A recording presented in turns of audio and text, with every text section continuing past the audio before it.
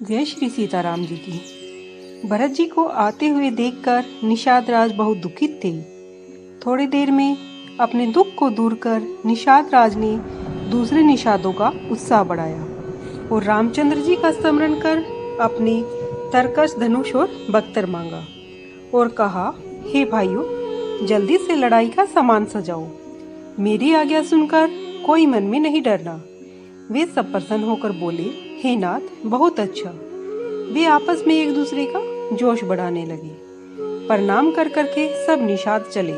सब शूर हैं, युद्ध में लड़ना सबको अच्छा लगता है। रामचंद्र जी के चरणविंदों की पनाही को स्मरण कर वे सब तरकस बांधकर धनुष चढ़ाने लगे। कवच पहनकर सिर पर लोहे की टोप को रख लिया।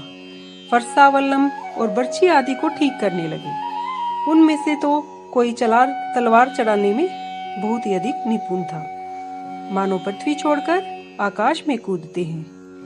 अपना अपना साज और टोली बनाकर निषाद राज को जुहार की। योद्धाओं को देखकर सबको योग्य जानकर उन सब का नाम लेकर गुहे ने सबका आदर किया और कहा, हे भाइयों, धोखा न लाना, आज मेरा बड़ा काम है। यह सुनकर वे योद्धा बड़े रोष के साथ बोले, हे वीर, अधीर मत हो। हे नाथ, रामचंद्र जी के प्रताप और आपके बल से हम लोग भरत जी की सेना को बिना योद्धा और बिना घोड़े की कर देंगे। जीते जी पांव पीछे न धरेंगे। रणभूमि को रुंड मुंडों से भर देंगे। निषाद राज ने वीरों की टोली को देखकर कहा, जुझाओ, ढोल बजाओ। इतना कहते ही बाईं ओर से चीख हुई। तब शकुनी ने कहा कि चीख शुभ स्थान में हुई है। एक बूढ़ा शकुन विचार कर बोला, भरत जी से पहले मिलिए, लड़ाई नहीं होगी। भरत जी राम को मनाने जा रहे हैं।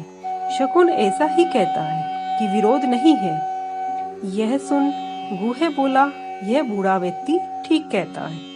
मूर्ख लोग बिना सोचे एकाएक काम करके पछताते हैं। भरत जी के शील स्वभाव को बिना समझे व बिना जाने लड़ाई करने में हित की बड़ी हानि होगी। अतः तुम सब मिलकर घाटों को जाकर घेर लो। मैं भरत जी से मिलकर उनका भेद लाता हूँ। मित्र, शत्रु और उदासीन भाव से पूछकर तब वैसा ही उपाय करूँगा। मैं भरत जी के भले स्वभाव से ही उनके प्रेम को जान लूँगा, क्योंकि वैर और प्रेम छिपाने से नहीं छिपते। ऐसा कह गुहे ने भेंट के लिए सामान सजाने लगे। उसने कंद, मूल, फल, पक्षी व मृग मंगवाए। मोटी और पुरानी मछलियों से भार भर भर के कहार ले आई। सब सजाकर मिलने के लिए चले तो मंगलदायक शकुन होने लगे। गुहे ने मुनिराज को देखकर दूर से ही अपना नाम बतलाकर दंडवत प्रणाम किया। राम प्रिय जानकर मुनीश्वर ने आशीर्वाद दिया और भरत जी से समझाकर कहा कि यह राम जी के मित्र हैं। भरत जी उसे श्री राम जी का सखा सुनकर रथ से उतर पड़े और प्रेम से उमंगते हुए चले। निषादपति गुहे ने अपना गांव जाते हुए नाम सुनाकर पृथ्वी पर माथा नवाकर प्रणाम किया। दंडवत करते देखकर भरत जी ने उसे उठाकर छाती से लगा लिया। प्रेम हृदय में नहीं समाता, मानो लक्ष्मण जी से भेंट हो गई हो। भरत जी ने उसे बड़ी प्रीति से मिले।